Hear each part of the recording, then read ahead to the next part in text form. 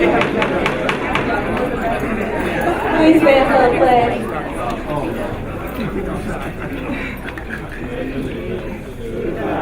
Of the United States of America, and to the republic for which it stands, one nation, under God, indivisible, with liberty and justice for all.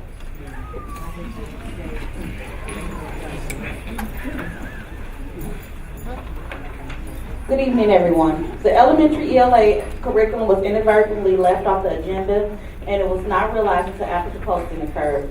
Waiting until the next scheduled open session for the board during the second week of June will cause a disruption and interfere with planned professional development for teachers. May I have a motion to amend tonight's agenda to add elementary ELA curriculum as an agenda item 14A? Thank you. Call for the vote. Mrs. Condon? Aye. Dr. Bennett? Aye. Mrs. Halsted? Secretary votes aye. Mrs. Chabot? Aye. Dr. Davis? Under the provisions of the Public Meetings Law of the State of Missouri, the board must adopt by roll call vote an agenda that includes the time, date, place, and tentative agenda for the meeting. A copy of the notice and agenda for this meeting is posted on Monday, May 7, 2018 at the Administration Center, 1005 Waterford Drive, Florissant, Missouri. At the same time, copies of the notice and agenda were mailed to major radio and television stations, to 3 newspapers, to all municipalities, schools in the district, and posted on the district website. May I get the, can I get a motion for the amended agenda posted?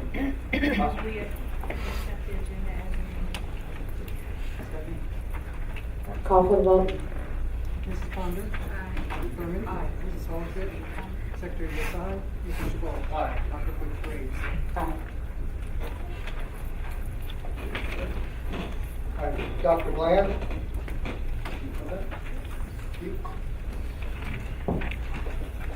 So Cross Keys TSA students excel at state competition.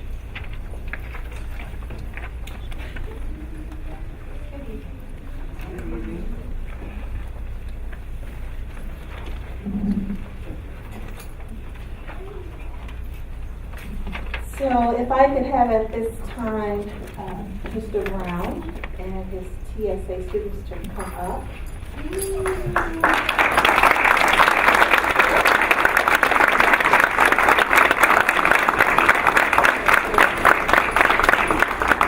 Cross Keys technology student. All the way.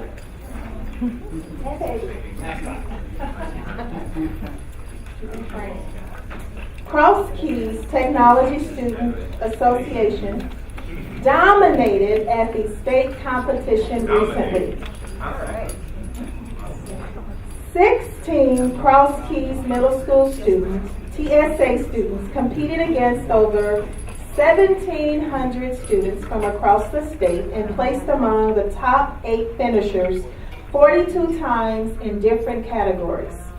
Those 42 awards included 6 individual or group state championships. Let's give them a round of applause.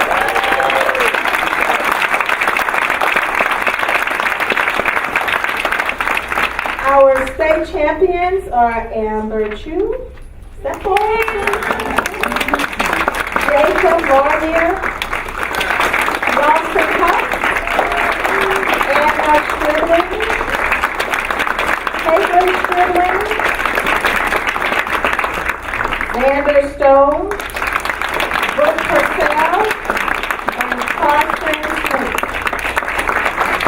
Congratulations, Cross Keys TSA, and good luck to those who competed at Nationals this summer. And again, thank you to Mr. Brown for his commitment to our students.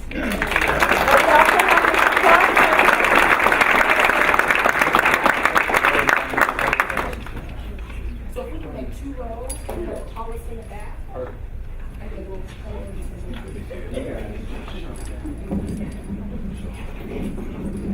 I do want to say that, where is the Nationals this year? So, Mr. Brown, under his leadership, and these amazing students and the hard work they have done, were able to garner support from Emerson, as well as their own fundraising, in addition to some district support. And all of them will be going to Atlanta, Georgia, and competing this summer. So represent us well, like I know you will. You all are awesome. Let's give them a round of applause.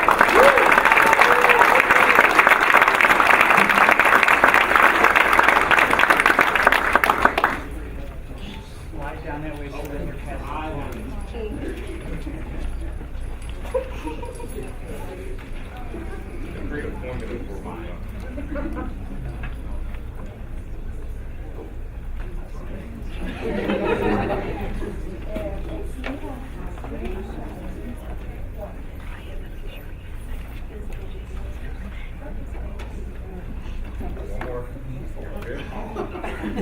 Hold on.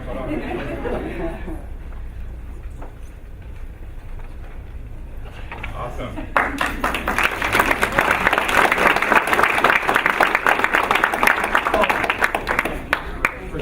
Thank you.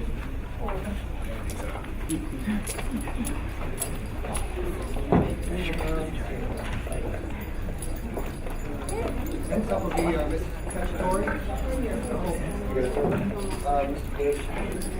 Two Ferguson Forest School District counselors received Chad's Coalition Lighthouse Award. Good evening. At this time, I'd like to ask Ms. Kristen Calvert-French and Dr. LaDonna Barnett to come up front, please.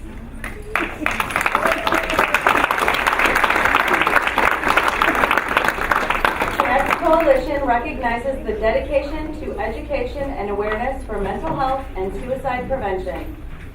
Recently, the Chad's Lighthouse Award was presented to LaDonna Barnett and Kristen Calvert-French for their exemplary participation in at least one of the Chad's program areas: suicide prevention, social and emotional well-being, and family support. Both recipients have demonstrated consistent and significant support in Chad's programming and efforts to provide and improve interventions for adolescents. LaDonna and Kristen consistently go the extra mile to serve our students. Congratulations.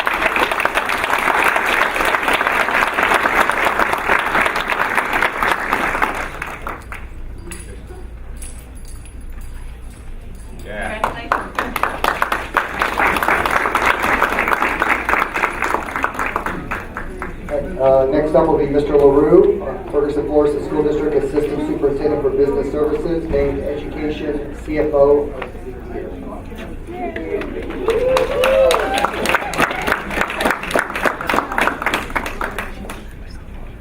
The St. Louis Business Journal recently named Ferguson Forest School District Assistant Superintendent of Business Services, Laura Madruzik, the Education CFO of the Year. Mrs. Madruzik is in her 5th year in this position and has played an integral role in balancing the district budget and planning for the future. Laura has served the district since 1988, first as secretary, then as director of finance from 1993 to 2013. During her tenure, Mrs. Madruzik has focused on fiscal efficiency, enhancing systems of accountability, and increasing the reserve balance to eliminate the need to borrow funds to cover expenses at the end of the calendar year. Mrs. Madruzik led successful tax levy and bond issue campaigns to earn community financial support for our students and schools. Mrs. Madruzik loves spending time in school, encouraging staff, especially food service and transportation staff, when she supervises. Congratulations, Bob.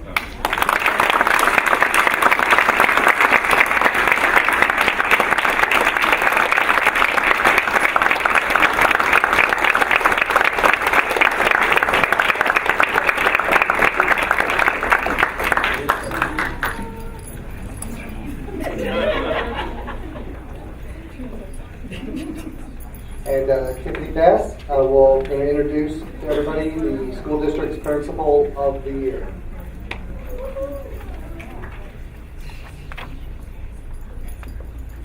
Dr. Bland and I are sharing this honor. Yes.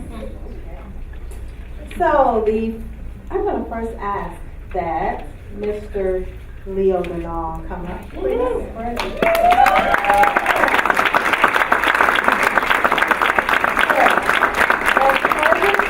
Florissant School District is pleased to recognize its first Principal of the Year, Mr. Leo Ganal of Halls Ferry Elementary. Mr.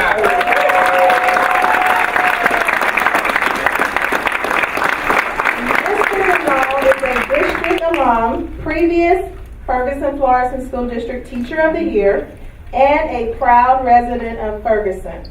Mr. Ganal's leadership at Halls Ferry Elementary School has taken a great performing school and elevated it to a new height.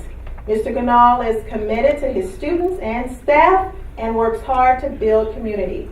If you ever had the opportunity to participate in a Halls Ferry community walk to Cross Keys Shopping Center, you've seen one fun way he's working to bring the community and school together.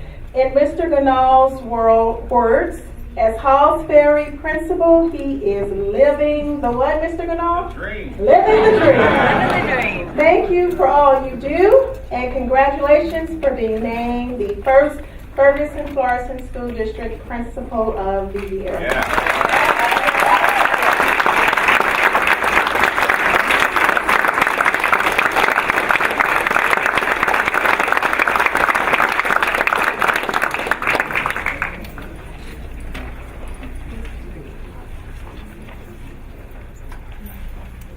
Congratulations.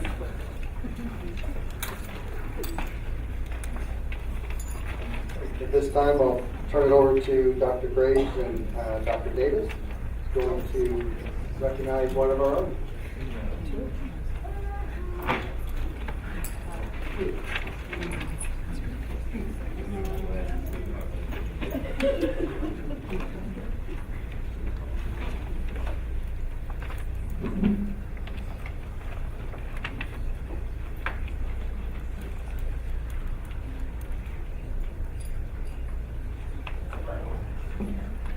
So our board secretary, Ms. Connie Harge, please come forward. Give her a round of applause. As she comes.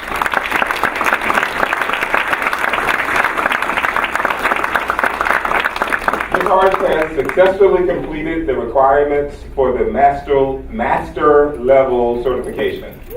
In addition to her service on the board, Ms. Harge supports the district, its students and staff with a never-ending smile of encouragement. Ms. Harge cares deeply for the community and is a constant advocate for students and families. She always seeks opportunities to improve our district and our community as a whole. Ms. Harge will receive a plaque honoring her achievement at the MSBA Leadership Summit this summer. Congratulations to Connie Harge for receiving the Master Certified Board Member Certification. Give her a round of applause.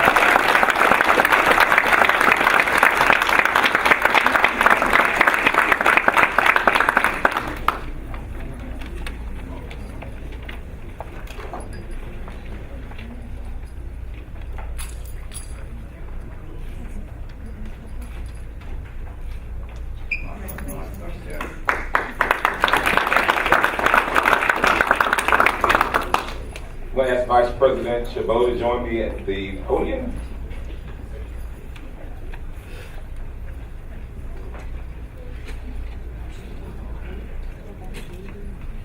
So, Dr. Courtney Graves. Yay! Give her a round of applause.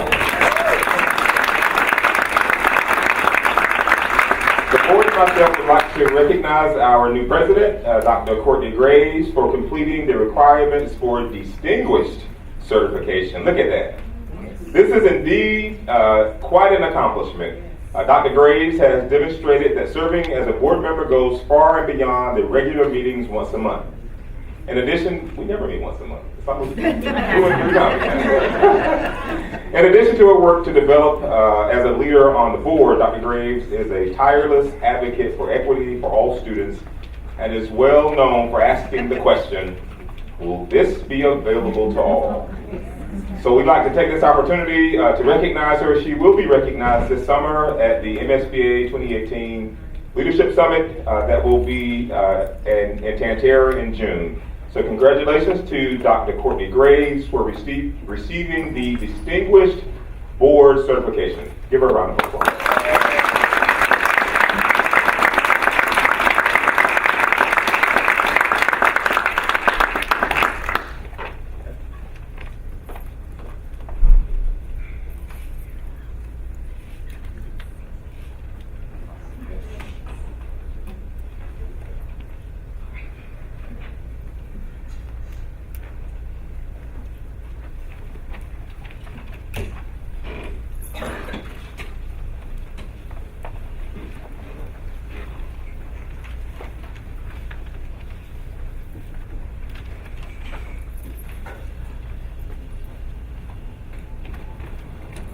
We will now have the FFSD shared images of success. Each month, the communications team presents a short video of district highlights and successes.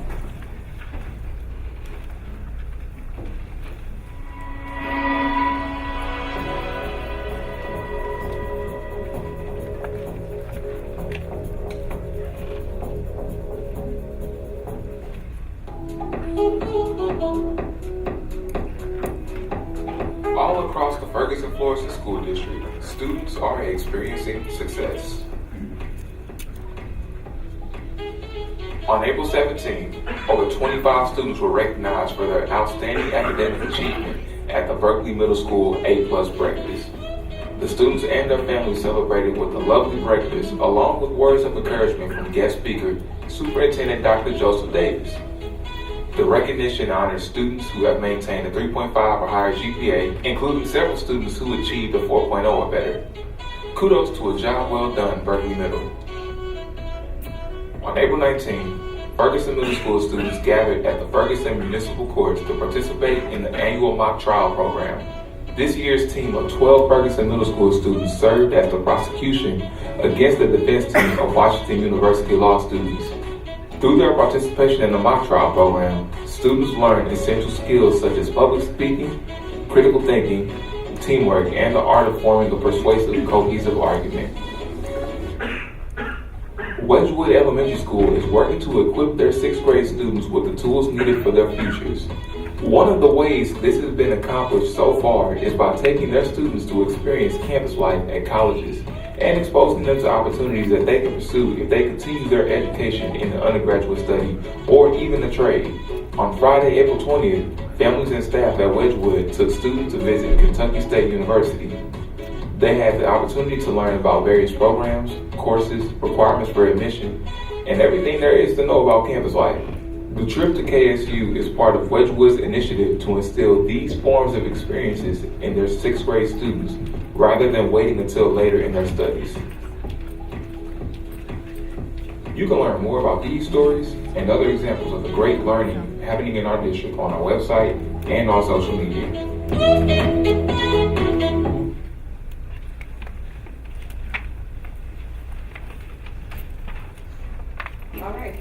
This portion of the meeting is allocated to show a short video from the Missouri School Board Association to provide a report of current activities and events that may be of interest to board members and the community.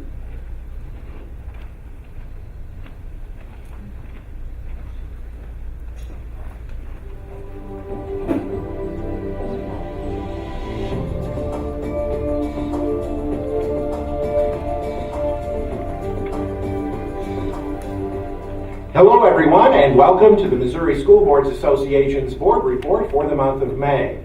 We thank you for the opportunity to share some news and information during a few minutes of your board meeting.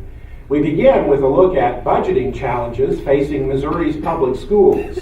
While state funding for public education through the foundation formula has increased in recent years, there remains concern about the availability of state revenue to fund public education in future years due to tax cuts approved by the General Assembly.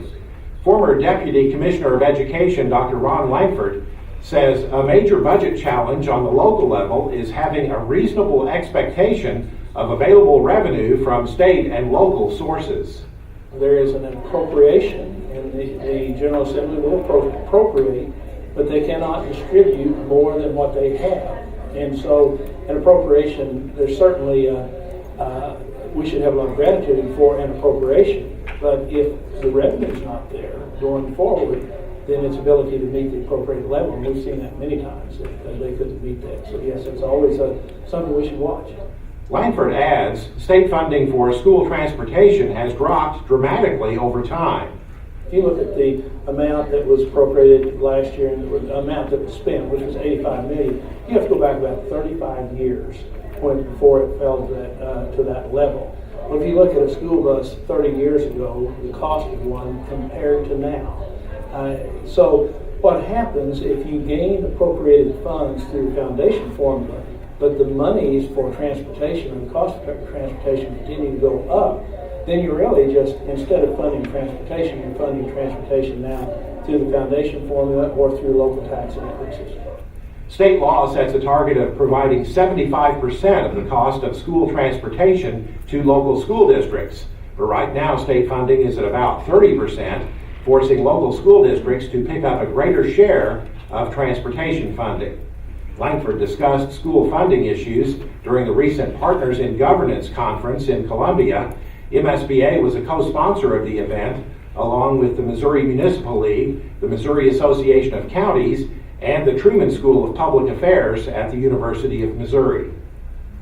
Registration is now open for the 2018 MSBA Leadership Summit to be held June 2nd and 3rd at the Lake of the Ozarks.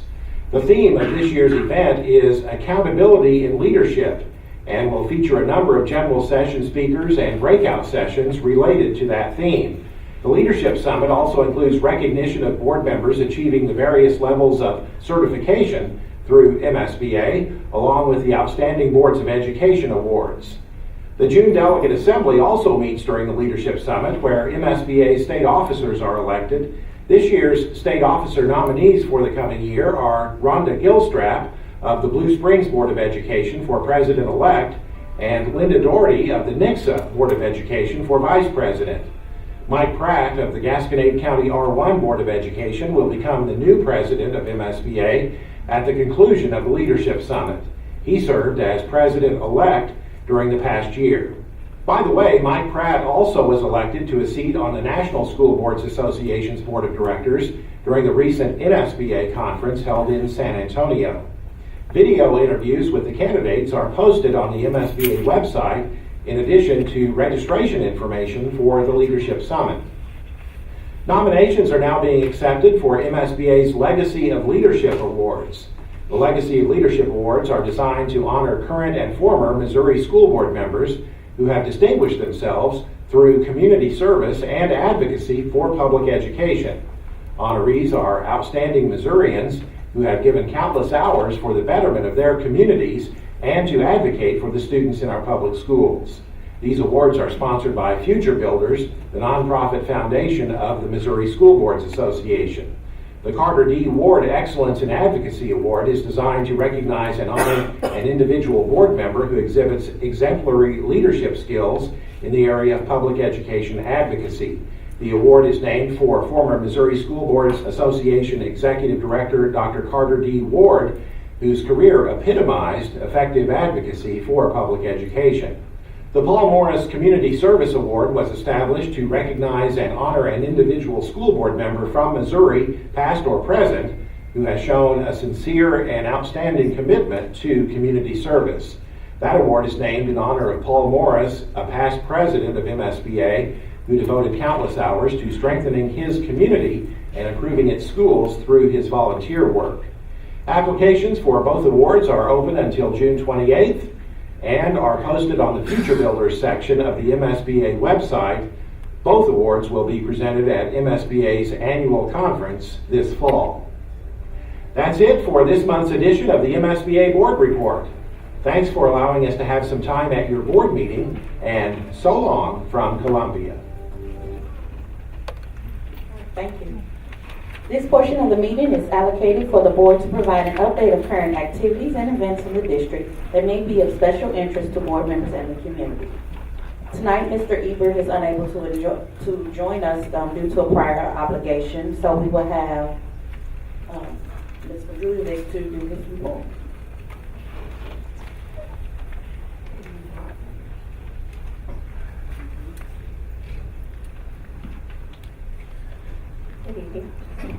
Sorry, okay. The Finance Office will be meeting with staff from various departments to review their district processes. This review will allow department heads to assess various risks for fraud and safety that are associated with these procedures. Once the assessment is completed, the results will provide us with the information that we can use to tighten up any procedures and ensure that our assets are protected from the various risks.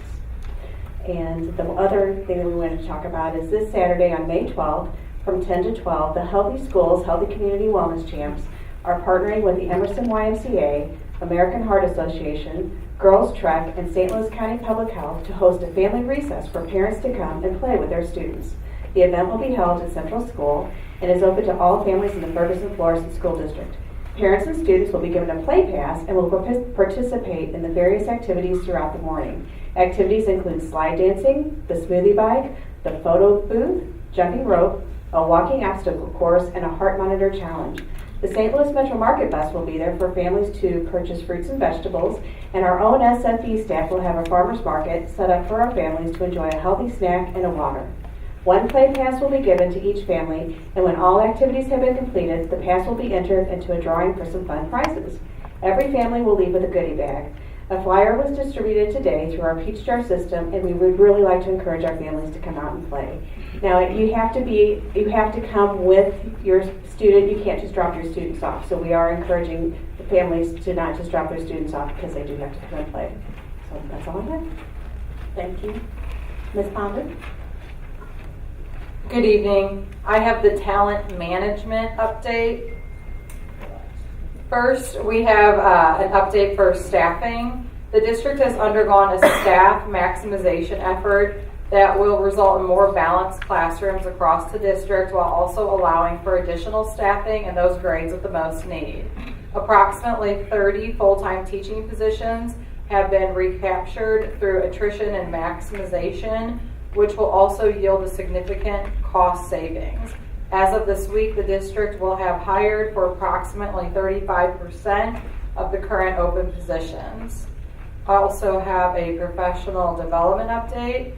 Recently, the PDC met and is beginning to create new ways for teachers to participate in remote and online learning as an alternative to traditional training sessions. The PDC will be working through the summer and school year around topics requested by teachers.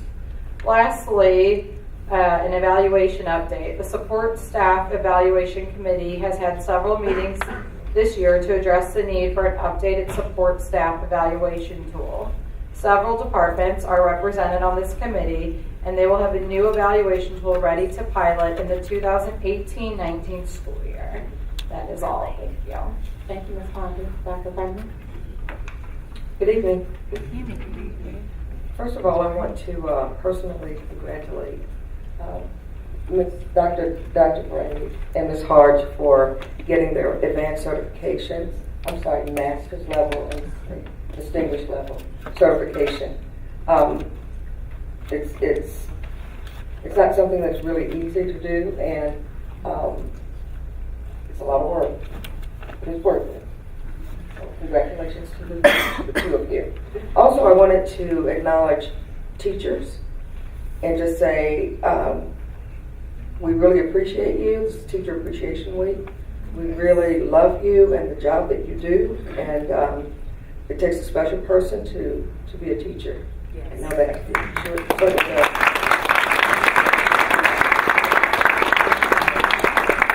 And I also want to acknowledge our nurses. It takes a special person to be a nurse. And it's also, I think yesterday was National Nurse Day, or today. But we do want to recognize them as well. The part of my report is on school decorum.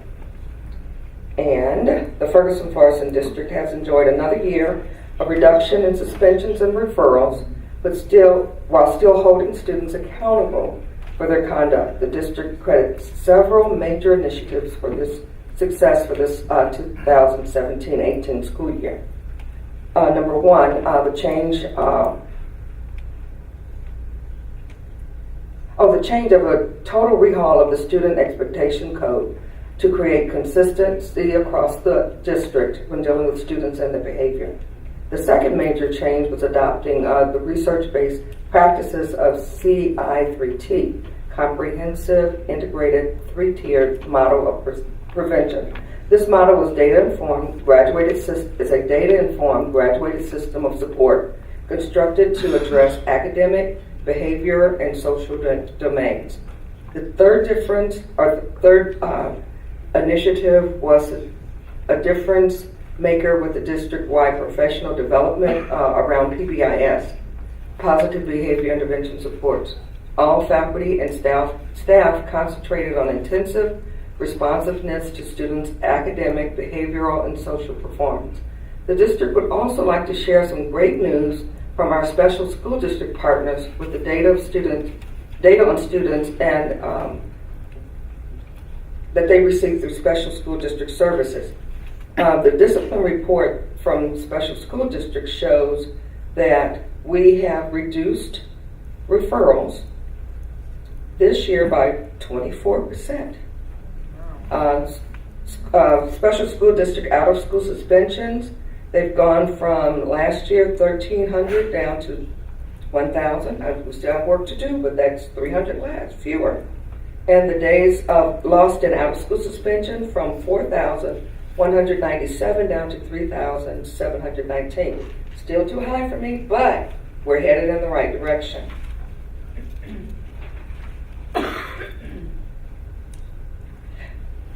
This is really interesting too. Special school district students have 1,444 fewer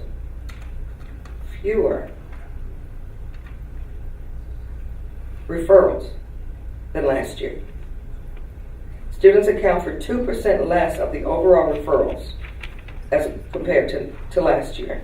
Students have 287 fewer days out of school suspensions than last year. And students have had 478 more days in school compared to last year at this time because of the decrease in student out of school suspensions. I think that deserves a round of applause. I know we're not there yet, but we're making progress, and I want to say congratulations to all the principals and teachers and everyone else who are helping our students to spend more time in school, and also to be very aware of their behavior, and we're working to improve the quorum in the schools. So thank you. Thank you, Dr. Gardner. Ms. Halter? Good evening. I'm on the environmental team, and tonight I'm reporting on MGT has completed interviews and discussions with our instruction professionals, and they've also done the interviews and meetings with others, and were very successful, gathered excellent information to assist with programming, room location, room sizes, equipment needs, technology needs, students and teachers needs, accessibility, outdoor activities, and etc. to use as they assess our schools and our buildings. Building assessment and site visits they have prepared to begin site visits to assess all of our schools starting last week. However, with testing taking place, we felt it may be disruptive to our students and teachers during this very important time. They have postponed the on-site visit assessments until May 21st, which is the first business day before testing has been completed on May 18th. Due to the postponement of the on-site assessment, the final report will be presented in the district in mid-July. They have received approval for occupancy from the city of Hazelwood following the building and fire inspections, and they are beginning to move some of the administration offices into the third floor, and that began this week, and they will continue to move by department over the next month and a half to 2 months. And then they have put in some audiovisual equipment. Tonight there will be bids and agenda items, and Terry will introduce that to us, as well as we will have some technology items on the agenda. Thank you. Thank you, Ms. Hogshead. Ms. Hodge? Good evening, everyone. I have the community engagements and stakeholders. And we have wrapped up the first round of reconstruction meetings and have begun our smaller group meetings. And we will continue to add more small group meetings, which you'll find listed on our website as they become available. If you're interested in hosting a small group at your home, please let us know. And you can find the information, including links to videos of the meeting, at the thirdfloor.org website /strong, STRONG. And this is a busy time of the year with a wide variety of activities. We hope to see a great turnout tomorrow for the STEAM Expo at the Missouri South Berkeley from 5 to 7 p.m. There will be many exciting STEAM-related activities, including aqua, robotics in the pool. And this Friday evening, we look forward to wrapping up the celebration of Teacher Appreciation Week with our annual retirement dinner. The board appreciates for all the hard work our teachers do and the way they impact our community. And next Wednesday, May 16th, 6:30 p.m. at the STEAM Academy will be the inaugural introduction ceremony of the district's mentoring initiative, My Brother's Keeper, FSSD. We are launching this district changing initiative with 25 to 30 young men and looking forward to expanding to include many young men and women on our district's mentoring efforts for next year. Graduation for all 3 of our high schools will be Sunday, May 20 at the St. Charles Arena. And our hope is that this will be a dignified celebration of the compliments of all our graduation seniors. And these are just some of the ways we're connecting with our stakeholders. Remember, our website is the place to go. Some people, if you feel kind of overwhelmed with the new website, you can go, the old website is still available by the push of a button. But this is where you can find all the information out there. And the district is committed to building connections with stakeholders for the benefit of all our students. Thank you. Thank you, Ms. Large. Mr. Chabot? Good evening, everyone. My presentation is pretty simple. I don't have one. As we're making the transition, Dr. Graves taking over as board president, we haven't assigned a committee to me yet, or my feet are pattering. So, thank you, and look forward to the end of the school year. All right, so my portion is still student achievement. I'm actually going to be short as well tonight. There are a lot of things that are going to be stated in the agenda tonight that has to do with student achievement, and then Dr. Davis is going to share a few things with you as well that focuses around student achievement. I just wish the best of luck to all of those who are testing and who are getting ready for finals. Let's knock it out the park. Dr. Davis? Oh, I'm sorry. Ms. Almer, will you be speaking tonight? You will.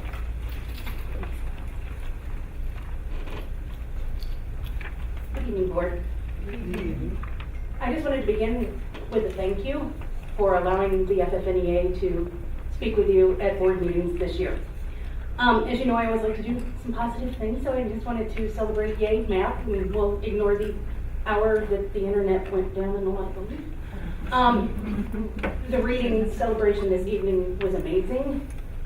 Formal communications continues to go on as we continue to work through some of the issues for the district. This year we've really tackled some things and got a lot of solutions. Also, like you said, positive is the celebrating the retirees this Friday night. I'm looking forward to that. Some things still out there is we do still have some employees that are waiting to land with some positions, so hopefully that will happen for them soon. And then also something that's kind of is saying goodbye to our retirees as they leave us Friday night or celebrating them Friday night. So once again, just wanted to thank you and look forward to working with you again. Thank you. Dr. Davis? Thank you, Dr. Graves. So what I'm going to start doing tonight and moving forward is presenting a dashboard of data that it'll expand as we move on. You can sort of see some of it. It may not be the best view right now. This is sort of the inaugural dashboard for the superintendent's update. The board often has asked for different pieces of data, and questions often come up too about strategic planning and how these data points fit. So this is just the first attempt of many as we refine the dashboard itself.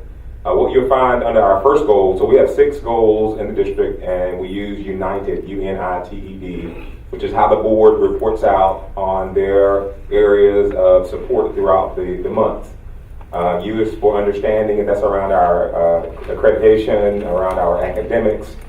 And what I wanted, there's lots of data I could have put up here. Just wanted to put these couple of data points on it because while community often looks at the APR, and that is really important because it tells the community how we're doing as a district. And our APR went down some last year from 70.4 to 67.4. And I've talked about that in the past, and certainly that's a focus this year. And I've met with every principal around their data and looking at benchmark assessments, specifically in Standard 1 and 2, because those are the areas that we will be measured on, if you will, math, ELA, science, and social studies, although science won't be a part of the outcomes this year.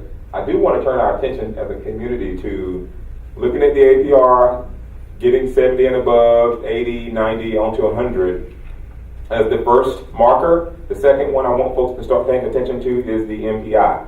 The MPI is really important because that tells us whether or not our students are at basic level, at proficient level, and at advanced level. And what we know is that when students are at proficient and advanced level, then they are more ready for college level material, especially as they matriculate through school. So if you are at a 300 to 400, 300 to 399, if you will, is the basic level. 400 is the proficient, and then if you get a 500, then you're at the advanced level. And we want our students to be at proficient and advanced levels. And so as you look at MPIs, that's the area that I've been pushing principals to really begin focusing their outcomes on, especially as we look at benchmarks. Benchmarks are between the years, so we measure and monitor our progress. Take a look up there, MPI for ELA from the last 3 years. Roughly the same, went up some 2015-16 to 301.48 and down a bit to 285.45. What DESE looks at is the 3-year average, and if you look at year 1 and 2 and then year 2 and 3, and then you take the difference, so from 287 to 285 is about the same there. For math, gone up slightly from 2014-15 to now. And science, pretty steady around 291, 294 was the highest we've been, 0.08. All of those numbers are below 300, however. And when students are below 300, then that means that we're below basic, right? And we want students to be, this is on average, so it's not every student, but as a district, we need to be getting our scores above 300 and 350 and on, 400 plus. Certainly in government at the high school level, that's where we are showing the strongest outcomes at a 337.65, which certainly is above 300. We'll expand the understanding as we move forward. On the networking, just some data points to look at. That graph you see is a graph of the website traffic, and that's over the last year. Since we brought on board Anya and Brandon and Charlene as our marketing communication specialists, they've been doing a really great job at being in their schools and their areas under the support of Mr. Hampton. And so we see a huge uptick in the amount of traffic on our websites and people going into our websites, using our data, accessing that information. Communication is critical. So if you look at that, you'll see where that has gone up quite a bit. For first floor, that line sort of under the graph itself, that's our traffic over the last 28 days, about 13,000 plus posts. The school with the most community engagement has been McClure. So each month we'll try to highlight the school that has the most engagement around their information on their websites, et cetera. So we encourage schools to really get their folks involved. So I want to just highlight that McClure has taken for this month. With infrastructure, you've seen this before. This is our timeline, and right now you've heard already Ms. Harge and others say something around our restructuring, and we've had community meetings. We continue to have those. Right now, MGT, which is the company that's doing the building assessment systems, they have not only been meeting with school people, school teams, but also with the board. They met with the board, and as soon as testing's over, they will go in and do those physical assessments of each individual school site. And again, that had been slated for a week and a half ago, and because of testing, we decided to hold off on that until our students were done. For talent, we had about 39.9 openings. We filled about 35% of those. We still have about 25 openings. We have specifically looked at our staffing models at every school. I know some questions have come from folks around staffing and class size, and let me just be really clear about staffing and class size. So we have had a number of classes that have been small across the district in many ways. We've looked at staffing in every building, and let me tell you that I have been very intentional around the numbers of students that we have in schools, especially at the secondary level, and then the numbers of teachers that are assigned based on subjects, especially at the high school level. I've met with principals. We'll be meeting again because we have done an initial round of our staffing. We'll take a look at it again as we continue to get prepared for next school year. But we are always very aware of the numbers of students in classes, and especially at the K-2 level. Let me say again, I've said this before, we made a commitment to put more resources into our K-2 classes because of our sizes of some of our kindergarten classes that we had in the past. And we know that the research tells us clearly where that makes the most difference.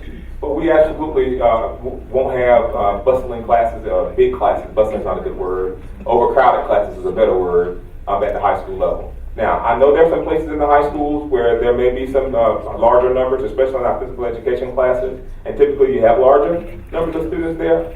But let me say that I personally have met with every principal, and also had assistant principals who do the scheduling as well with those conversations. And would love to answer any questions folks may have around the data itself. I think that, and Ms. Selman mentioned this a moment ago, let me say that we're going to move as fast as we can. I want to say that as carefully as I can because we've done contracts, we've asked folks to go ahead and sign those. We want to keep folks on board, but we have to be very careful at our appropriation of staff every year. And I have been as intentional as I can about that, and I will continue to do that. I will be personally meeting again with our principals, especially at the high school level, but we'll try to get folks in place as fast as possible. We're still getting, a couple of retirements here and there, and so when those happen, and if you have an opening or a person who hasn't been placed yet, and you have another opening that comes, for example, if it's English, and you have a person who's waiting to be placed, and an English person retires, that's a perfect natural fit. If it doesn't happen, then we try to put people in the best places possible. But please, I just ask that you be as patient as you can. I know that sometimes it feels uncomfortable, but we're going to move as fast as we can to get everybody in place over the next little while. Economically, last couple of ones, I want to just highlight where we'll be continuing to focus on our fund balance, focusing on our resources that we have in our district so that we can focus on putting more resources in schools and in classrooms. I will tell you that we, this year in January, gave our secondary schools that haven't gotten this before, gave our secondary schools federal dollars, our Title I dollars. Especially our high schools and our middle schools got a big chunk of money to support academic programs in the classroom. This year, this is the first time it's ever happened because we know that our secondary schools need more support as well. And then finally, our decorum, just looking at discipline and looking at attendance and enrollment.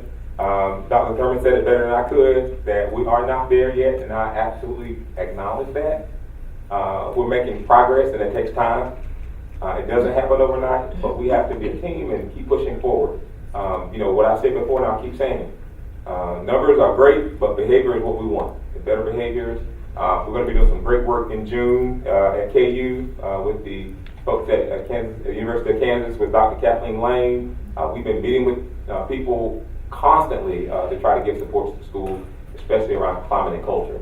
Finally, around decorum, we've done a lot of work with OHI, and each school has done that work as well, looking specifically at OHI data, looking at those surveys, so that leaders in the schools, because really the principal in the school is a huge lever when it comes to improving decorum.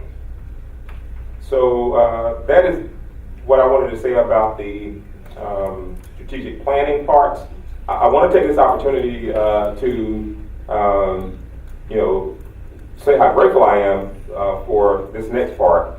We've been talking about restructuring. I know there's some questions about it that are going to come next from the public, but we've been talking specifically about our early ed programs. I personally had a meeting with Mr. Les Lentz and Mr. Paul Schrader, along with Dr. Courtney Graves, with Laura Madrusic, Larry LaRue, Kevin Hampton, and specifically are talking about a sizable donation that will be coming imminently from Mr. Jim Clark. And we're very grateful because it will be a sizable donation. We're working through right now all the particulars with his attorney and our folks looking specifically at what those parameters are. One of the things that Mr. Clark has said to us and what we want to make sure we're clear on, this money will go to the foundation. We have a foundation already in place. He's going to be making a donation to the foundation that will be specifically for early ed. Let me say that one of the things I shared with Mr. Lentz and Mr. Schrader when I met with them about this donation is that one of the goals that the district has in my evaluation, as well as the district as a whole, is serving more 3- and 4-year-old students in our district. We've got the data from Ed Plus, and we're looking at DFS data to identify students who are born in our district. And what we want is to get our 3- and 4-year-old students in our early ed programs, and we want to serve them for 2 years before they go into kindergarten. That is our goal. And our goal is to get at least half of the students that are born in our attendance area in our district. Many of them go to other community-based organizations, and we want to get as many students as we can, because what we do know is, based on our data over the last couple of decades, that students who go through our early ed programs, every time, hands down, do better than students who do not in math and ELA. And we've seen that data time and again. So I want to take this opportunity to recognize Mr. Jim Clark for the donation he's going to be giving to our district, and just really appreciate the support, because what he said is that he wants to see that expanded. And it's good to have those dollars, especially at a time as this when we are preparing for that restructuring, to be able to give money and support to our early ed program. So join me in giving Mr. Clark a round of applause.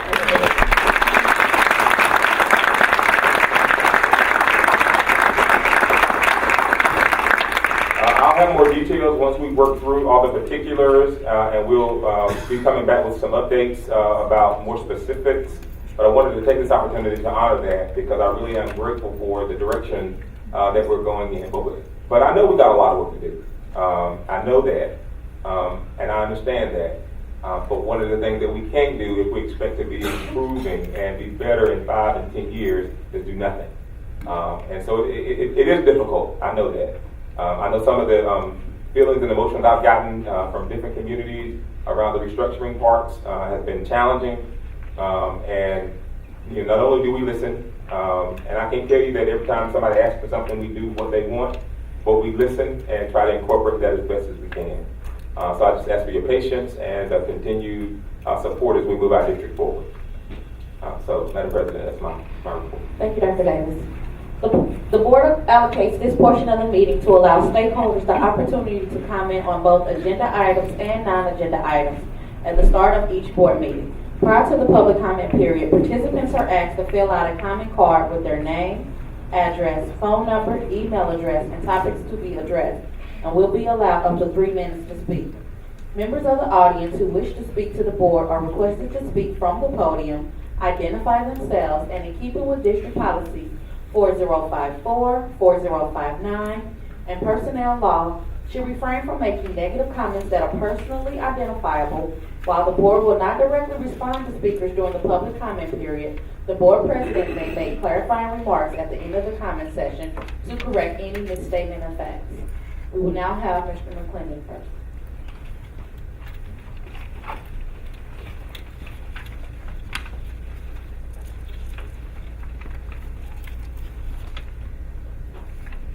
Good evening, Dr. Davis and school board members. Good evening. I was making sure that Dr. Thurman was here. Several issues I want to address. First of all, I'd like to commend the board for your getting certification, Dr. Grace and Sister Hodge, Ms. Hodge. I really appreciate you guys doing that and getting the higher education that you need to do what you need to do. My main concern this evening is the options that we have for our school and the programs that you presented to us, and Ms. Hodge was talking about earlier in regards to the redistricting of our schools. I'm for option 1. That's the bottom line. I have no other forms. I have no other options. I don't have anything to say other than I'm option 1. My main concern this evening is STEM program. I talked to several board members in regards to this. Before I get to STEAM, let me say this. Mr. Brown from Cross Keys they did a presentation today. Technology, let me get it right. Technology Student Association. Okay? They went to wherever they went and rated very highly, got very good points. Now they're going on to Atlanta. So they did a good job up there. My question, where was STEAM? Out of those 16 students that's in that program that Mr. Brown has, 7th and 8th grade, only 5 of them attend the STEAM program. Something wrong there. Something wrong. And I want the board members to really look at me. And I want you to do some research on what's going on in the STEM program. We passed a bond issue of $31 million for a STEM program. Not for an administration building. It was supposed to be for the STEM program. If you go back with the history of the Ferguson Florissant School Board, you met over there off of the, right over there by the park. You had an administration building that was there for years until you moved here. I don't understand the rationale behind this move, because I think if that's supposed to be STEM, I understand about the facility part on the end of the building where the high ceilings are and everything. I have no problem with that because I think it's worthy, and I think that with the selling of that facility over there off of Merriman, where the facility is now, it's going to be sold. I think it'd be a benefit for the school. But I don't. Now, as far as STEAM, I think STEAM should be at the STEAM program where we have everything. I don't think that the administration should be moving over there.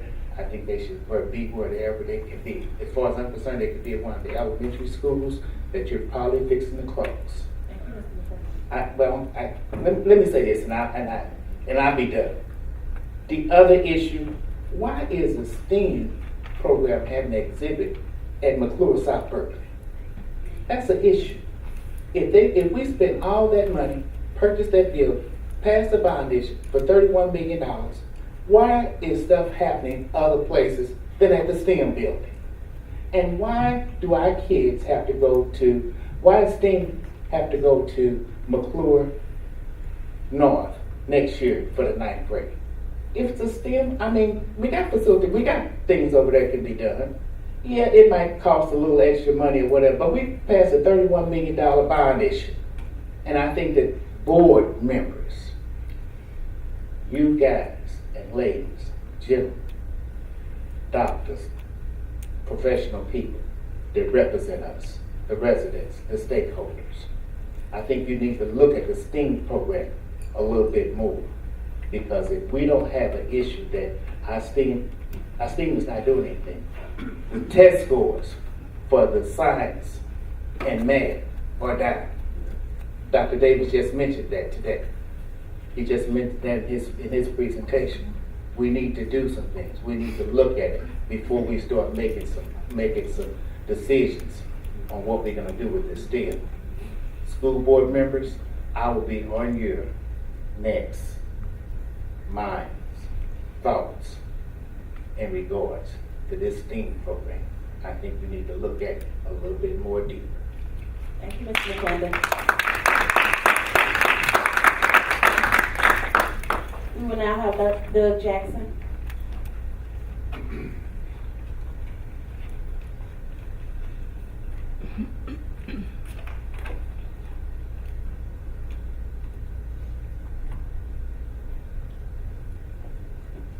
Good evening. A few weeks ago, I attended the community meeting at MSD. Obviously, that meeting went off the rails, in part because some people had agendas, but I think the bigger problem was that there was a lack of detail to enable those who attended to the ability to provide worthwhile feedback and ask appropriate questions. The plan that was presented was only about 25% of a larger plan.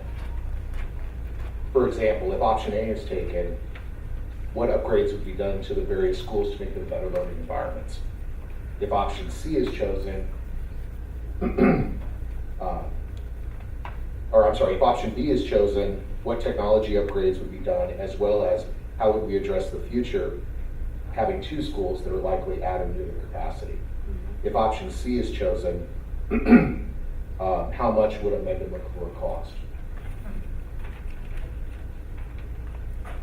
I think everyone wants the most technologically advanced and cost-effective solution that provides the best education for our students. The problem with what was presented is that it was similar to asking someone whether they wanted to buy a house based solely on a picture. No information on bathrooms, bedrooms, whether the roof leaks or whether the air works. Based on 2015 numbers, the cost to build a high school of 3,000 students, which would be a building of 400 to 500,000 square feet, would be well north of $130 million. Updating 2 to 3 high schools would probably cost something similar. Our goals as parents, and I'm sure your goals as well, are that we have something far beyond average. The problem is when you come to a meeting with few details and lots of big ideas, and then the conversation heads to elementary schools closing and people changing schools, that's what people grab onto. There was nothing to grab hearts and minds to drive the bigger picture of what we need to do for our district. I think we did our students, we all want the best for our kids, but I think we did a disservice to our end goal by presenting this idea and outline rather than presenting a full plan. And if I can take my last 27 seconds and address the STEAM issue that was brought up. I have 2 students that attend the STEAM school. I think it's a fantastic program, and I congratulate Dr. Reese and her work and all of the educators over there. You're kind of building a plane as you're flying it there, and we all understand that. We can't really expect test scores to zoom up after less than 1 year of a STEAM academy.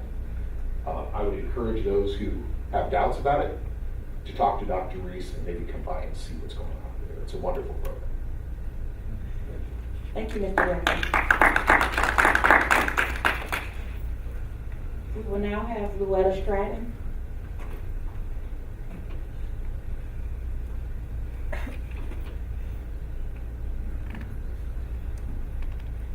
Good evening. I'll be brief. I attended the meeting that took place last night, and I was faced with a bunch of people that were in a room with no answers. I felt like we just had a figurehead that said, okay, well, I wish I could answer that question, but I can't. And my problem with the whole situation is the restructuring is fine, but what does that say for SSD? Because I have a child who is in special school district who is doing very well at one of the Ferguson Florissant schools. But if this restructuring takes place, what does that say for that school? I also have another child that's in another school, and the ratio for the kindergarten class was 30 children. Well, because of that, I was probed to put my daughter into a first grade class. She did not succeed, and she will be repeating the first grade.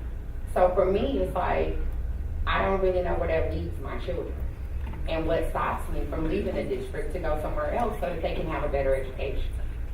And that's all I have to say. Thank you. Thank you, Ms. Stratton. Now we will have Pamela Collins.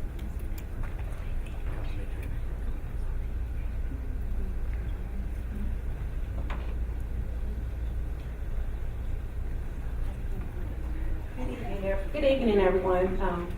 Thank you for being here. I really didn't intend to speak because I wrote it down on the card. However, my issue is also concerned with the restructuring process that we're going through right now. The way that I'm feeling, the way that I see it, it seems like our board, our leaders are acting like corrupt politicians because they're presenting something to us. It's like you're not showing the whole product. You have something behind your back that really is the true agenda. The information that I have received is that it's possible that, because, okay, so McClure South Berkeley, you're saying is not at its capacity. However, the feeder schools don't make it at its capacity. There's only a small portion of schools even going there to get those numbers. In addition to that, if you have that become a STEAM school, you have 8th graders who will be 9th graders. So that means you will really be not at its capacity because only the 9th graders will be there. So what's the actual plan that goes behind that? How is that school going to be built up? You're going to take all of those kids out, move them someplace else, and just have 9th graders there for the first year? It just does not seem right. Does not seem like a well thought out plan. It also seems like we could have other better options for that. For example, why aren't the STEAM students, the high school, at the STEAM school? Or why couldn't the STEAM students go to McClure South Berkeley? What's wrong with those students that you won't even combine them together? There's a lot of questions. It's besides feelings too. It's also money. On one hand, you say you don't have enough money. Then on the other hand, you say, well, we're going to build these extra schools, these 6th grades. We're going to do K2. We're going to do all these things that you say you don't have money for. So in my opinion, the most fiscally sound option is option 1, because you would not have to build whole buildings for that. That's it. Thank you. Thank you, Ms. Howard. We will now have Ms. Judy Ferguson Shaw.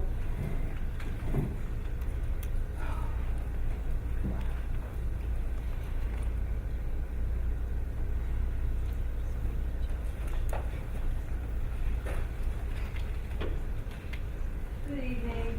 Good evening. I want to congratulate Dr. Graves. I'm so proud of Dr. Graves. A grade A for change supported board member as president of the board. It's exciting. In the past, the board's official positions simply rotated, which provided each board member the opportunity to chair. Now it seems that there must be a certain white male who must be in one of the top leadership positions, which makes one want to say, what's with that? You guys need to rethink. I think the last time I was up here, I asked the board to discipline its own and look at the things that you're doing and provide equity on the board. And I don't see that happening. So you want equity in the school district, you need to provide that role modeling for the entire district. And beyond that, I just want to say congratulations to Connie, Hart, and to Courtney again for getting your distinguished certification and your master's degree. I'm hoping the other board members will catch up with you guys. Thank you. Thank you, Ms. Shaw.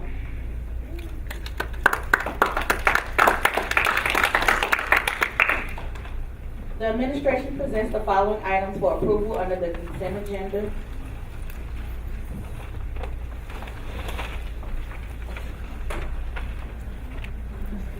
Can I have a motion to approve the consent agenda? Board Secretary, I'm sorry. Connie, can you please read? First up, for the payroll for teacher and non-teacher is $7,700,436.52. For operational disbursements is $2,057,540.99, making it a total of $9,760,977.51. Okay, now can I have a motion to approve the consent agenda as presented?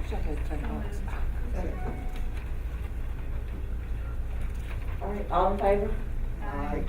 Any opposed? All right, motion carries.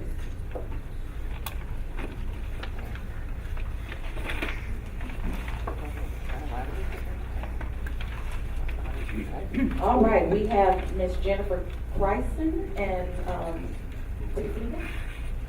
Good evening, Board of Education and Dr. Davis. Jennifer Bryson, our elementary humanities specialist, would like to present the ELA elementary curriculum for board approval. Good evening. Over the past year, the ELA grade level curriculum teams have created a reading and writing units of instruction and resources to meet the new Missouri Learning Standards for English Language Arts.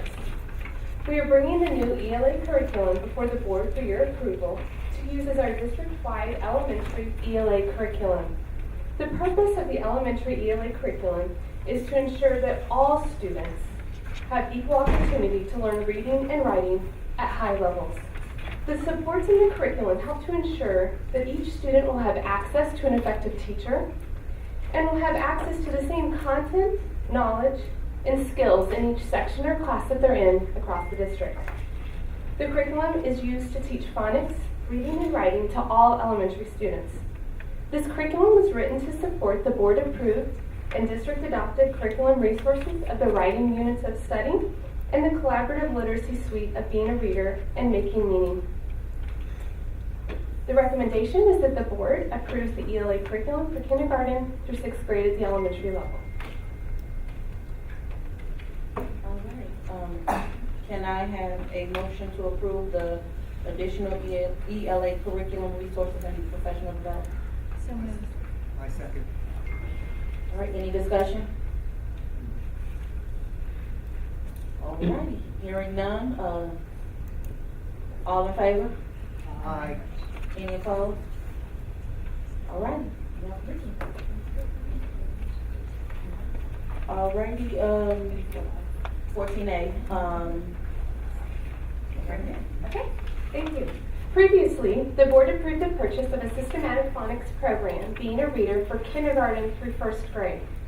This request is to purchase the same program for our 2nd graders. Research shows that explicit and systematic approach to phonics instruction must take place through the end of 2nd grade. In addition, the reading data from the district and state assessments indicate that FFSD students are lacking in this area. In addition to this purchase, we are also requesting the purchase of a new letter recognition system. This kit is to be implemented at the beginning of kindergarten for those students that don't come into our buildings with that information and knowledge. This request also includes the cost of professional development for the 2018-2019 school year to support the newly proposed ELA curriculum, as well as the district board-approved resources of making meaning and being a reader. Strong professional development is needed in order to build overall reading and writing content knowledge, as well as foundational knowledge on how to properly implement the district and board-approved resources. The recommendation is to approve the additional ELA curriculum resources and professional development. can I have a recommendation for approval of the curriculum? Any discussion?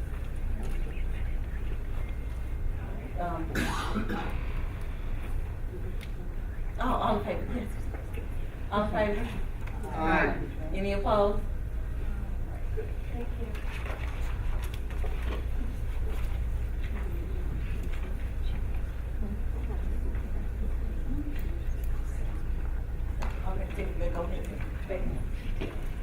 Due to a need for a curriculum resource for 6th through 10th grade ELA students, the district is requesting the purchase of Pearson's My Perspectives. This resource will support the instruction of the Missouri Learning Standards for our secondary students. These resources will be used in both the middle school and the high school. If approved, these resources will be ordered so the teachers receive materials before the end of the school year. Professional development is scheduled to take place in the summer and at the beginning of the school year and ongoing through our ILT structure. At a cost savings of $111,854.76, we are asking for the district to approve the purchase of Pearson's My Perspectives resource for 6th through 10th grade. Can I have a motion? Second. Discussion? What was the dollar amount again? The amount of purchase is $278,145.24. It's a cost savings of about just over $110,000. Thank you. Has this been used before? Not here. Not here. Okay. Why did you select this? So it does support small group instruction and some structural pieces that will fit nicely with our ELA block. It also does a deep dive around standards within each unit. It has high interest reading components, and I will tell you that the teachers actually had a hand in selecting it, and it was the one that they felt would be most conducive to their instruction and to getting kids where they need to be. It does provide them with a way to group their students for small group instruction at secondary, which is typically not something that you would see in a traditional secondary ELA classroom. And then it also comes with an additional 3 novels for every student text that we purchase, so that we're able to build up classroom libraries with grade level text. Any other questions? All approved? All in favor? Aye. All right, any opposed? All right, repeat. Last one. Okay. This is for Elevate K-12 Middle School Summer Learning. Elevate K-12 uses Logic, live online group instructional classes, to provide Tier 2 and Tier 3 interventions for students to assist with improving academic performance. Aligned to the Missouri Learning Standards, Elevate K-12 will allow for our targeted middle school students who have been identified for summer learning to receive targeted reading intervention for 4 weeks this summer. Online instructors and an in-class supervisor are provided for each classroom as part of the program. We hope to serve as many as 275 students or more based on previous year's data and current performance as measured by STAR. The recommendation is to approve the use of Elevate K-12 reading for the 2018 summer learning program. Can I have a motion to approve? Any discussion? All in favor? Aye. Any opposed? All right, thank you, Tiffany. Thank you. All right, we will now have Gary Bills, Dr. Hazel, Frank Bell, and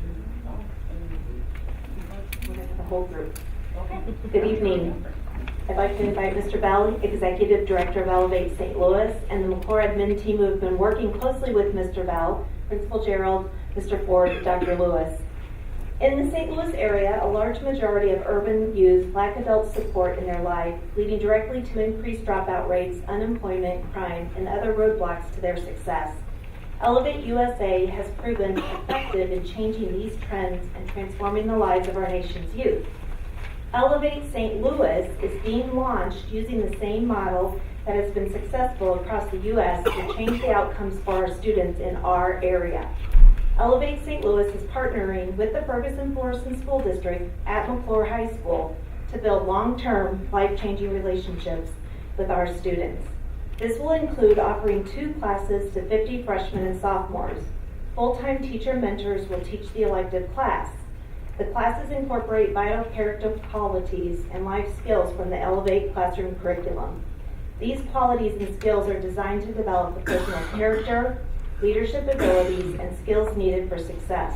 It also includes mentoring in and outside of the school day, engaging students in leadership activities, supporting students through graduation. We recommend the board approve the partnership with Elevate St. Louis at McClure. Mr. Bell has also provided a folder with some additional information for each of the board members. Can I have a motion, please? I move. All right, discussion. Why are we just doing it at the pool? That's a good question. So this is Elevate St. Louis has not been in the state of Missouri at all, and so we're gonna start here. It also requires funding, and so Mr. Bell has been working tirelessly this past year to raise the funds, and so I'll let him speak a little bit more just about those pieces. Sure. Our model is based on starting with one school, with the high school, and building 4 classes up with our Elevate program. So with the freshman, sophomore, and junior students. By the time the freshmen and sophomores rise up one grade level, we do what's known as cross-age mentoring, where we then begin to work with fourth graders. So the same curriculum on life skills, critical thinking, and character development that we deliver to those students in the classroom setting at the high school level then gets delivered to those two students at the fourth grade level. And then again at the fifth grade level, and then by we get to the end of the fifth year, then we build out our Little Elevate program at the middle school. So we have a loading plan that we do, and we'll be running this as a project with a strong assessment evaluation component as well too. We want to prove that what we're offering does work. The students' characters are changing. They are doing well in school, and also doing well outside of school too. So we build the program as we go along, demonstrating that our methods work.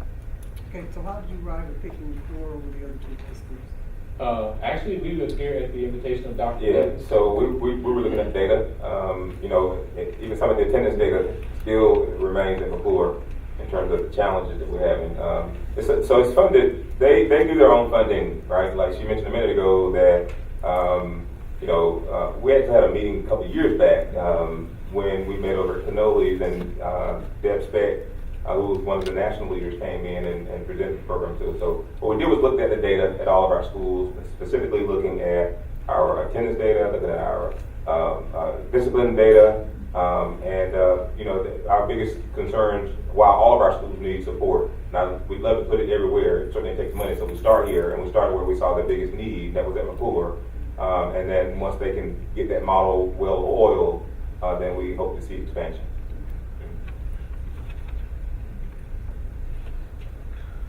I don't really have a question, more of a comment. I just want to congratulate you to get to this point.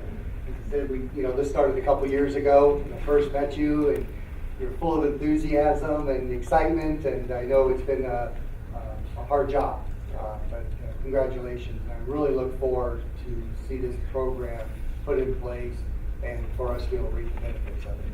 So, thank you and congratulations. Thank you. A little tired, but the enthusiasm still. I just have one question. How will the 50 freshmen and sophomores be chosen? If you can think for a moment about the profile of the student that would be a great Elevate student, if that young person had adequate support from a caring individual with unconditional support for them, that they can go on and do great things.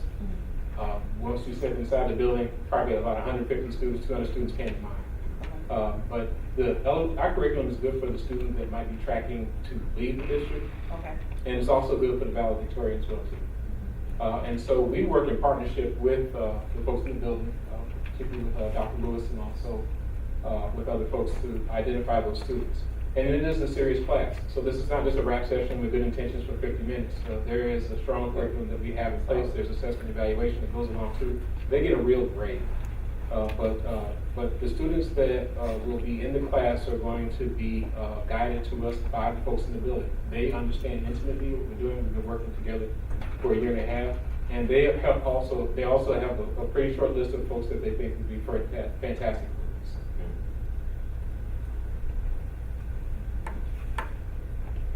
Any other questions?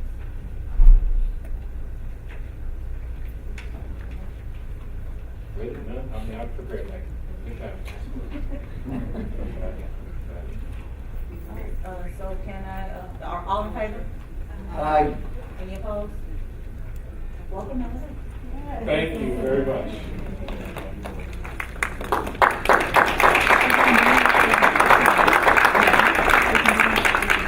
Madam President, if I could real quickly, just a quick point though, and I wanted to say this after the fact.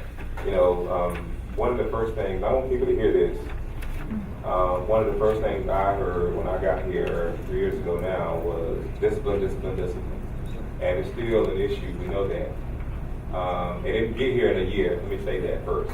Second, I'll say that it takes structural programs and people in communities coming together to be committed to changing it and making it better. This is one of those investments, every school needs this kind of support. And we're trying to think about programs in every place to give all children support. It becomes difficult to do everything at one time, but you do want to try to look at where your data says you need to start there. But this is one of those investments, I think, that I think will reap us benefits for years to come, because Mr. Bell and his leadership, but also the board of Elevate. They have a board there. They have done a yeoman's job at raising money, getting donors, and supporting it. So I just wanted to say that now because I think it's really important to the commitment. Thank you, Dr. Davis. Dr. Hazel and Dr. Chambers. Good evening again. District's 7th and 8th grade students will have an opportunity to travel to Washington, D.C. during the 2019 spring break. The trip provides an opportunity for students to enhance the things that they are learning through their social studies curriculum around American history and government standards. Students will visit Capitol Hill, Mount Vernon, MLK Memorial, the Smithsonian, and the Holocaust Museum. The trip is being offered through World Strides. Student costs for the trip start at $1,199. For many of our students, this is a once-in-a-lifetime opportunity to visit our nation's capital and deepen their sense of being an engaged and informed citizen. We're anticipating approximately 10 to 30 students from each of our schools will hopefully participate in the trip. 2 to 3 chaperones from each school will accompany the students. I also want to recognize our social studies teacher at Ferguson Middle, Mr. Parker, for basically taking the lead in getting this organized. So this was just for board information. Is there any questions or discussion? There is. Go right ahead. I'm very concerned about the numbers, 2 to 3 chaperones per 30 children. You know, 1 to 10 seems like a very small number. And this was back years ago when my daughter was at Ferguson Middle. We went with probe students to Huntsville, to the Space Center. Perfect kids, did a great job. But that was, we had more chaperones than that, and I think this is too small of a number. Yes. And especially as crazy as the world is now, if there is a shooting, it's kind of hard to huddle everybody together when you've got 10 students trying to keep an eye on them. So I highly recommend that you change that. Well, and the number of chaperones will depend on the number of students that actually participate. No, but I'm going by you have 2 to 3 for 30 students. 2 to 3 for each school will accompany. But if you take 30, that's 10 per student, unless my math isn't good anymore, which could be. Well, and the other piece is World Strides have tour people that are with the program also. So we will definitely take a look at that and make sure that we have enough chaperones. That'd make me happy. You need to really take a good look at it, because the world is not that safe, and we've got, even if you take the cream of the crop kids, the world isn't that safe, and one parent or one teacher to watch 10 students is not enough strong. We will definitely take a look at that. After the meeting, I can meet with you for a couple fundraising ideas. That'd be great. Okay. Any other questions, discussion? All right, thank you. Thank you. Enjoy your trip. Mr. Bill? Good evening. The annual update of the Student Expectation Code, any additional changes, MSBA mandates, and minor revisions to the elementary and secondary behavioral charts will be reflected in the final reading version of the Students Expectation Code. This is first reading.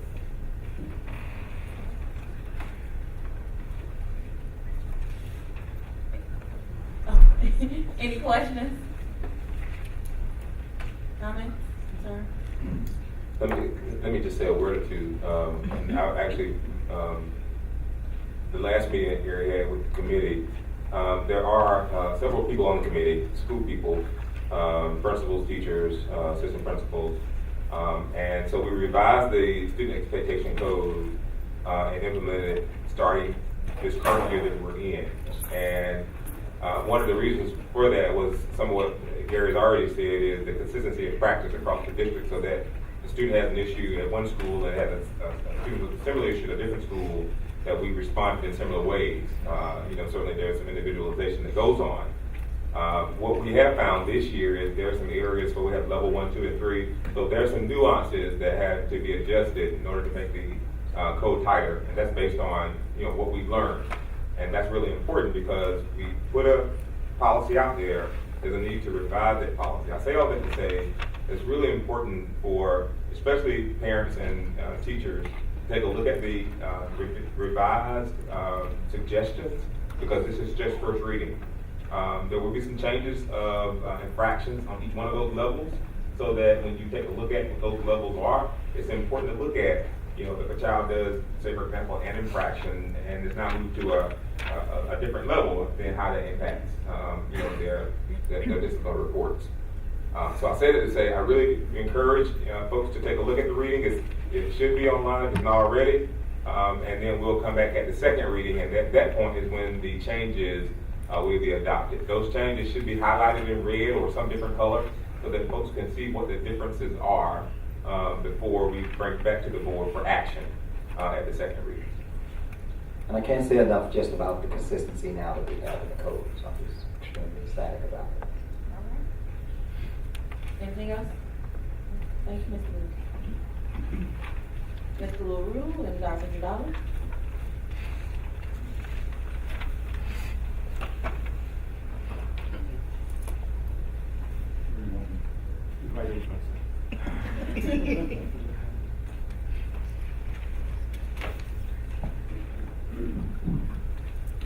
Good evening. Last year during the second semester, the district conducted a survey regarding school start times.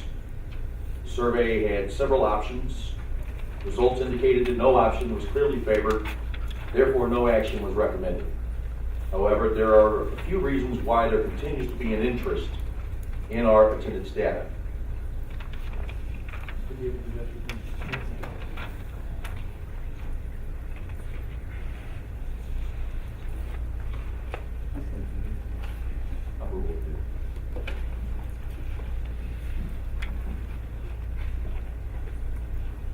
So this table shows the impact that attendance can have on a school district. For APR purposes, there are 10 points that are possible under Standard 4. The proportional attendance rate is on the APR. This is the first proportion school district earned 6 out of 10 points, 60% of the 2017 APR standards for attendance. The district's overall total points was 94 out of 140 for 67.1%. If we could have picked up the additional 4 points on the APR attendance standard, so 10 out of 10 instead of 6 out of 10, it would have put us at 98 out of the possible 140 points, which would have given us 70% on the APR. You can see that spot where we need to be in 2017 to earn all 10 points at 84. We've had that percentage previously.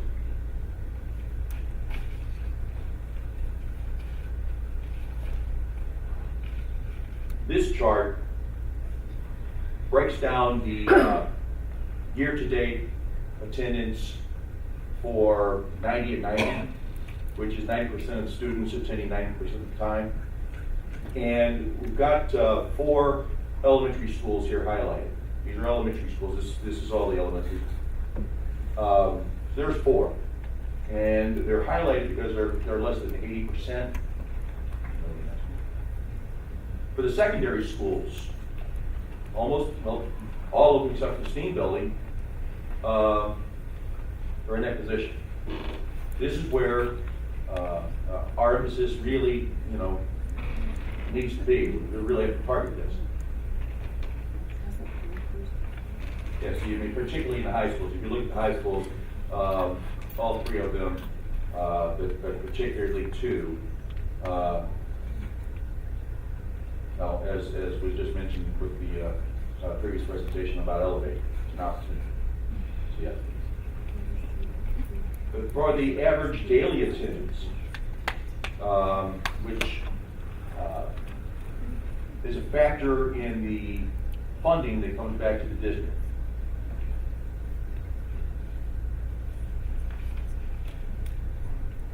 What you have again, you see the same results. Those aren't highlighted there.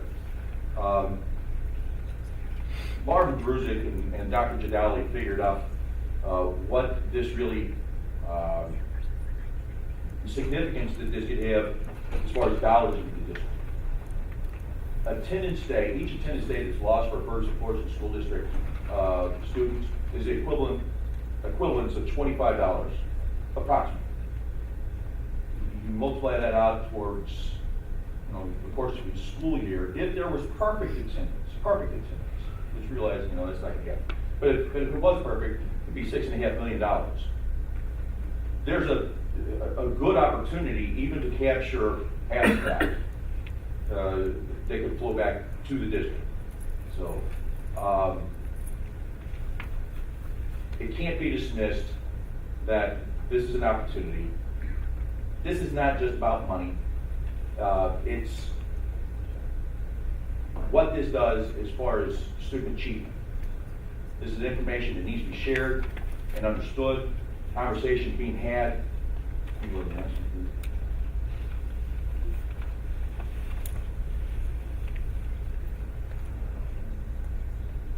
We've also had conversations about research on this topic. There is a senior research fellow and a lecturer at the University of Minnesota, Kyla Wallstrom, who published a research entitled Later Start Times for Teens Improves Grades, Mood, and Safety. In it, she notes work for recommendations from the American Academy of Pediatrics, which urges that middle and high school students, for them to be effective, they should have start times that allow students to receive 8.5 to 9.5 hours of sleep. The medical research behind this, part of it is related to the age group, puberty, which goes back to circadian rhythms, and I could go into much more detail, but the point is, this is what happens to students at this age, middle school and high school. It ends when they get into their 20s, but we have to be cognizant of it and see how we can best meet their needs so they can be educated as effectively as possible. In her work, she also noted that every community expresses concerns about the negative effects of making these changes, having later start times. And she found that some of those were real, and some of them really didn't come to pass. We've already had some of those, a lot of those conversations, discussions about athletics and jobs and for high school students. And many of those really have not bared out.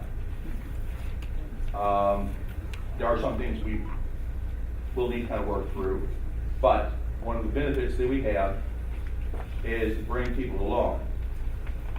When this survey was given, and the timing of it to be responsive to some of the things we heard, we knew that people needed a little time. Parents need a little time to make some adjustments.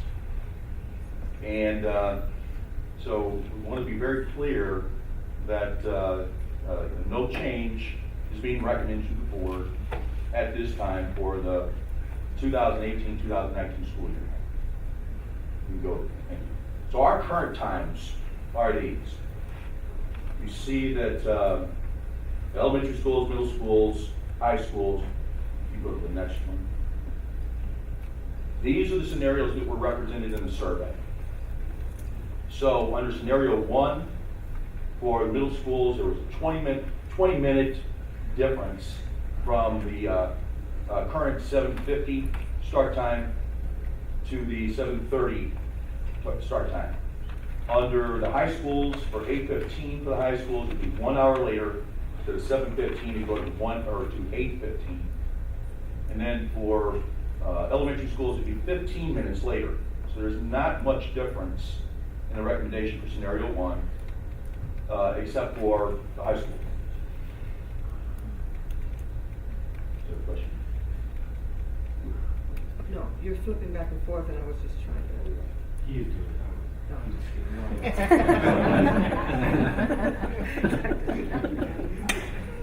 Sorry, we'll we'll make an adjustment. Under scenario 2,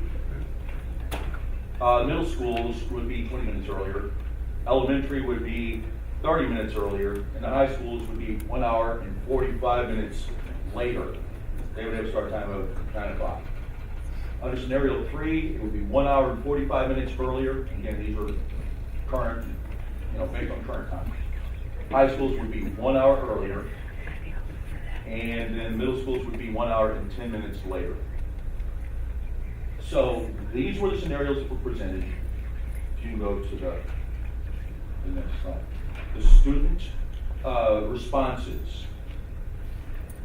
Student responses, you can see, and this has been pretty consistent with all groups that participated. So the students that are 103 in the blue, that's the scenario 1. That is across the board, the one that seems to be favored if you go to parent. So again, 162 prevailed amongst the parents. Under staff members, scenario 1 also prevailed, and so the combined final slide shows again it outperformed the other 2 scenarios. So while we believe that the need to change is urgent, we, as I said before, believe it's too close to the end of the school year. The conclusion of the survey to expect students and parents and staff to be prepared for change in start times for the 2018-2019 school year. Tonight, what we're presenting is for information only. We plan to make a recommendation in the near future, but we have another step that we need to go through as a result of the collective bargaining. There you are. We need to have conversations still, related to this topic. Because we did hear about some people just being, anxious about trying to make a decision and what it really all means. So that conversation will occur, but we want to bring this back to you because there's much in the way of merit for pretty compelling reasons, I think. So, again, the 2018-2019 times will not be changed, but we'll have our conversations and we'll bring it back. And if you have any questions, we'll try to do our best to answer at this point. Discussion?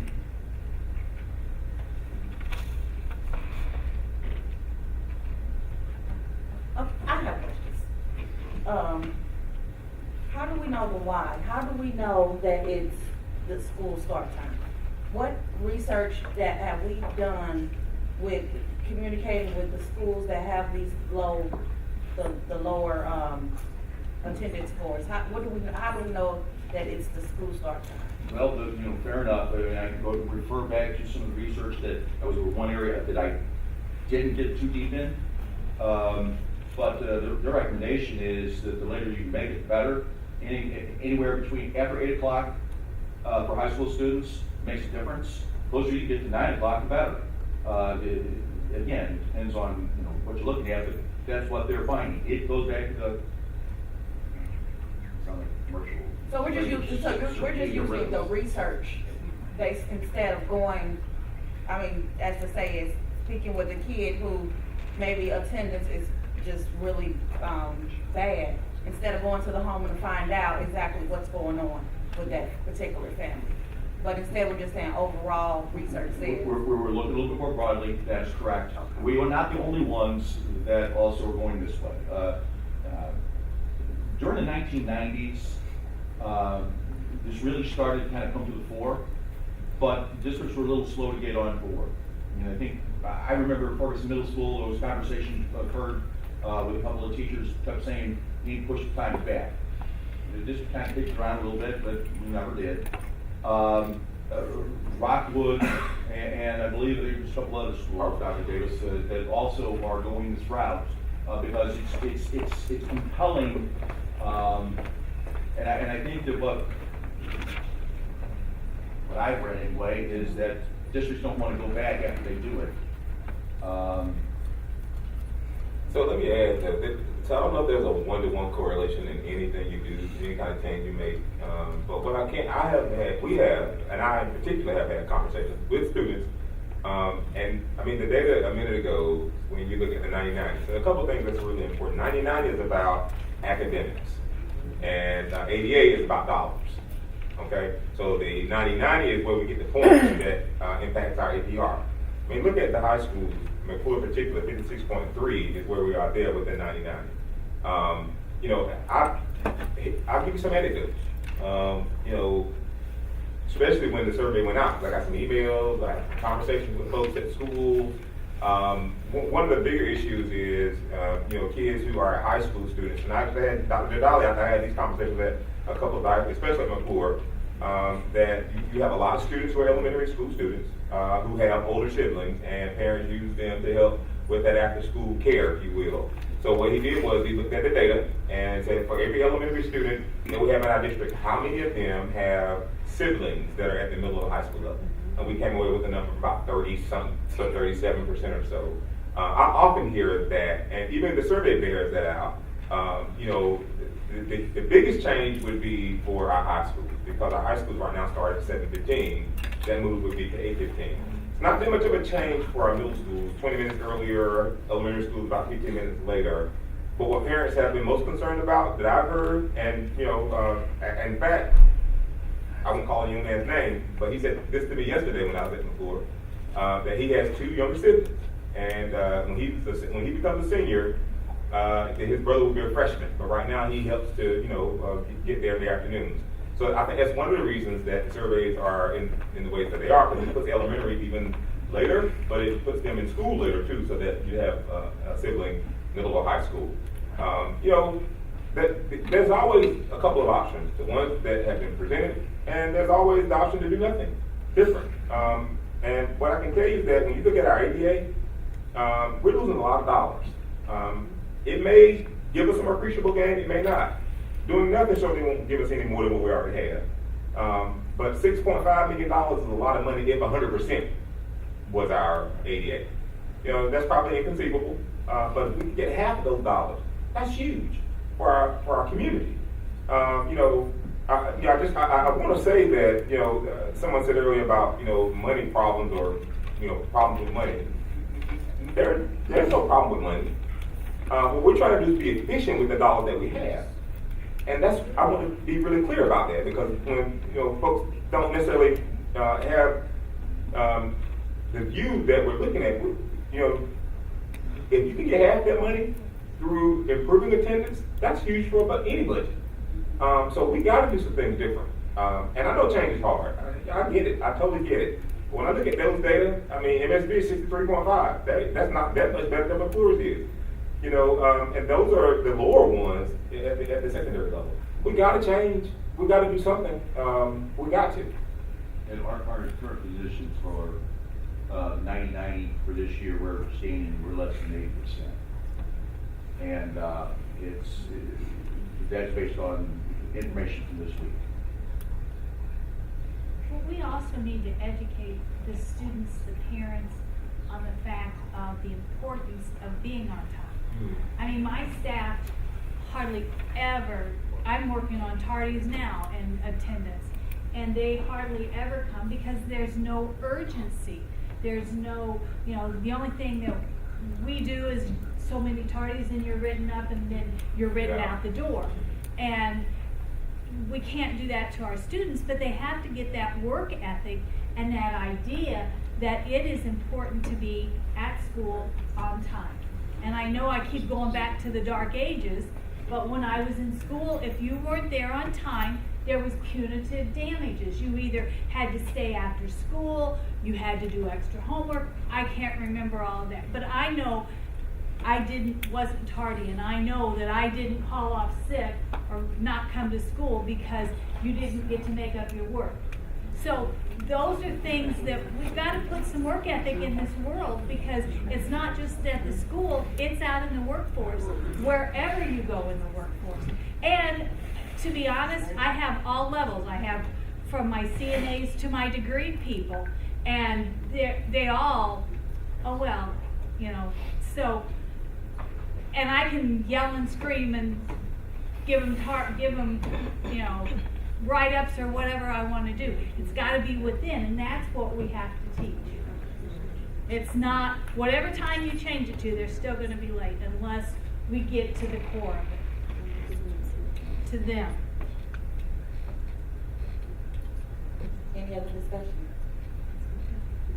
Hearing none, no, just board information. Thank you. Thank you. And Larry, you're still up? It's that time again,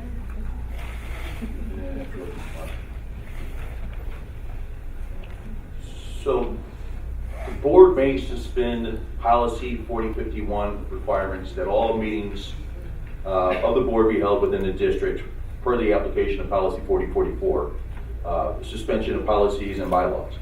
Board of Education will meet in executive session to discuss personnel per 610.021.3 revised Missouri statute on Sunday, May 20th, 2018 at St. Charles Family Arena between the hours of 2 p.m. and 3 p.m. The recommendation is to go ahead and suspend policy 4051. Can I have a motion? Second. Discussion? All in favor? Aye. Any opposed? All right, motion carries. Meeting is adjourned.